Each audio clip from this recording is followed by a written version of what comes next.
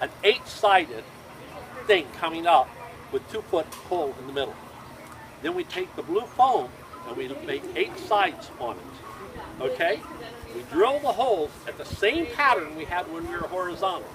We averaged 1,200 lettuce plants in a 9-foot tank. So 9 foot by 9 foot. Right? Now, you see how when the water goes, it flows, right? Well, we pump the water up with my Airlift to a 55-gallon drum. Every 7.5 minutes, it empties. When the 50 gallons of water empties down in a big rush through a 2-inch pipe, it spins it at about this speed. So I get even lighting all the way around. Right? Now we go to greenhouse. Americans, watch this. Your 24-foot wide greenhouse, right? We do this. You got 4 foot, then a 3-foot aisleway. 4 foot growing, 3-foot aisleway, right? Near on 50% of the greenhouse space is aisleway. I have 1 aisleway, 4 foot wide down the middle, right? So I'm 24 foot wide. So 9-foot tank, 9-foot tank, and they're touching. So 2, 4, 6, 8, 10 tanks in a 50-foot tank, right? 5 on each side with a 4-foot aisle down the middle. And when the tank flushes, one turns, the water turns to the next one, and the next one, and the next one. They're turning 4 minutes out of the 7.5-minute cycle. They barely coast to a stop before they go again. Oh, wow. Some of my clients they just love it turning. They're just totally, they'll put a little mechanical pump in and just pump the water around it, right? I do by dumping, so everybody's getting new water, right, all the way around, right? And I just like air pumps and no moving parts. And it's kind of funny. Remember I said we sewed it together with the PVC pipe sticking down through?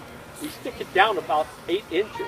That's so when the current comes in, it hits the PVC pipe and turns it. And it's so funny, everybody says, oh, it's frictionless. No, I want the maximum friction. In other words, it's like if you're paddling, if you sit in your canoe drifts with the water, right? When you stick your paddle in, you want friction. You're trying to grab the water. You're trying to move it by you.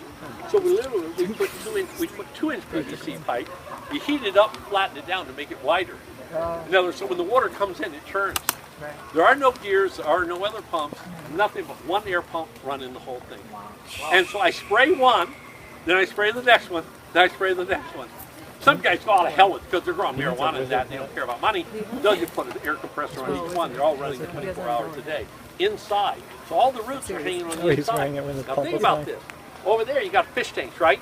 Then you got a cinder bed, then you got a grow bed. Mine is totally self-contained. The fish are in the blue tank. The fish cannot eat the plant roots because they're up on the sides, right? And I'm spraying the water up through my, you can't clog it, pigtail, right?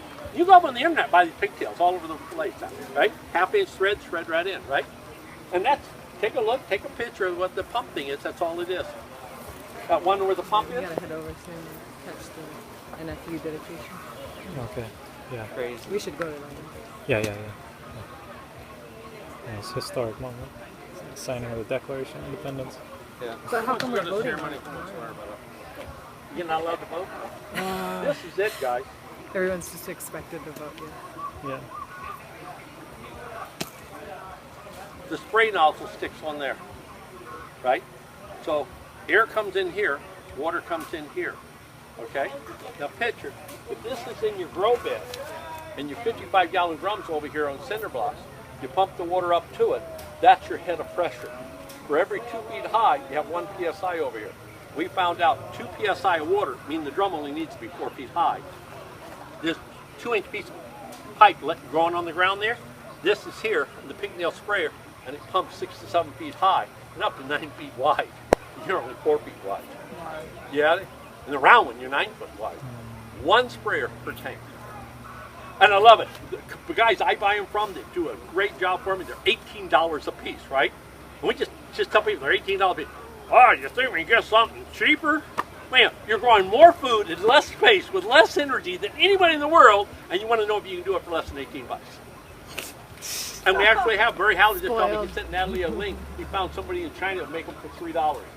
Of course, I always like the Chinese. You have to buy a 40-foot container of them. Yeah. Yeah. You say, I want one. They say, oh, $50.